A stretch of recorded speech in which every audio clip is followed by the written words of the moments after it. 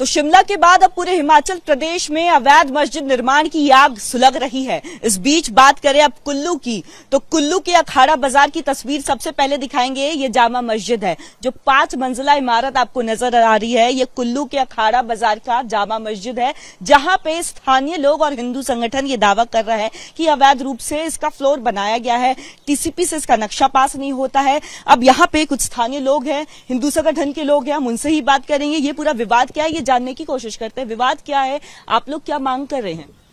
इसमें ऐसा है जी, 2017 से हम सरकार के साथ पत्राचार कर रहे थे, तो उसमें म्युनिसिपल कॉरपोरेशन का हमें एक पत्र प्राप्त हुआ है, जिसमें उन्होंने माना है कि ये जो मस्जिद बनी हुई है ये अवैध है और इसका नक्शा भी जो है वो पास नहीं हुआ है। पास होने के बावजूद भी जो टाइम लिमिट है उसके बाद भी इन्होंने कंस्ट्रक्शन की, और ऊपर से ऐसा भी पता लगा है जो जमीन है वो खादी ग्राम उद्योग की जमीन है।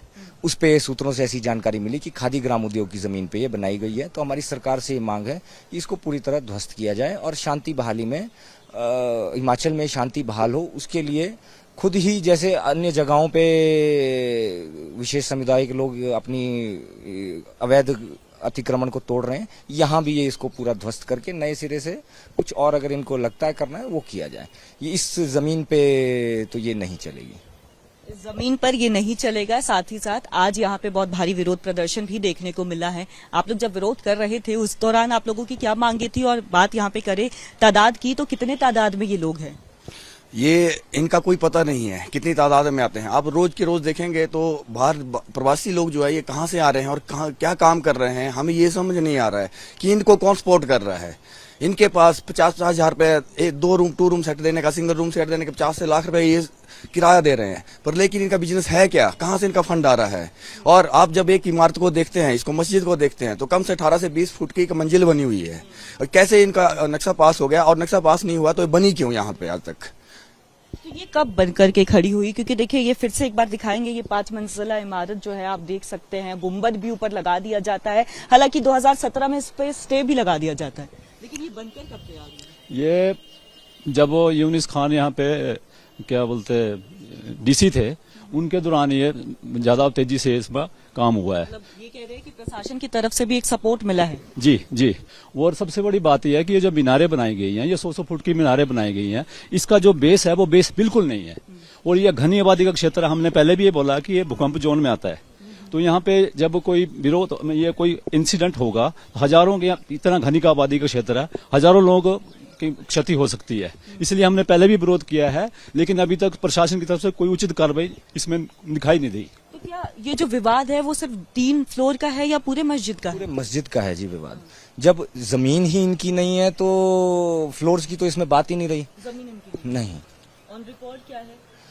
ऑन रिकॉर्ड अभी हमने आरटीआई लगाई हुई है, तो हमारी जैसे ही जानकारी प्राप्त होती, मगर कुछ सूत्रों से ऐसा पता लगा है कि 1733/1 इनका खसरा नंबर है, जो कि खादी ग्राम उद्योग का उसका मालिक है, मगर यहाँ पे इन्होंने अवैध कब्जा किया हुआ है, ऐसा सूत्रों से जानकारी आप लोग कर रहे हैं। आखिर में मांग क्या है? हमने आज जो ज्ञापन दिया उसमें पहली मांग तो यही थी कि इस अवैध मस्जिद को गिराया जाए।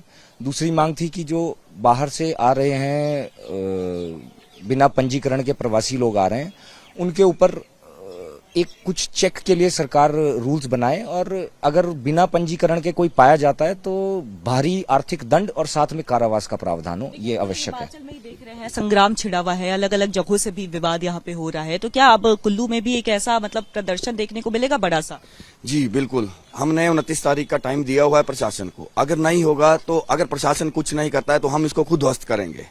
और हमें ये एक बात समझ में नहीं आती कि आप पूरे भारत में देखेंगे कि कभी हिंदू एक जिले से दूसरे जिले में पलायन नहीं करता है बिजनेस के लिए, व्यापार के दृष्टि से, लेकिन ये लोग जो है वो एक जिले से दूसरे जिले में पलायन क्यों करते हैं? ऐसा कौन सा हिमाचल में कुल्लू में बिजनेस रखा हुआ है कि जो यहाँ आके इनका बिजनेस चल रहा है? और गाड़ियां, इनकी गाड़ियां आप देखेंगे, बाइक में ये अपना सामान बेच रहे हैं, कंबल बेच रहे हैं, और इनकी गाड़ियां J&K नंबर की गाड़ियां जो है यहाँ पे सप्लाई पे चली हुई है, वो कहाँ से आ रहा है इनको, और ये कहाँ से सामान लाते हैं और कहाँ बेचते हैं जाके? अभी तक हमें ये समझ नहीं आ रहा है क्यों प्रशासन इनको पकड़ता नहीं है।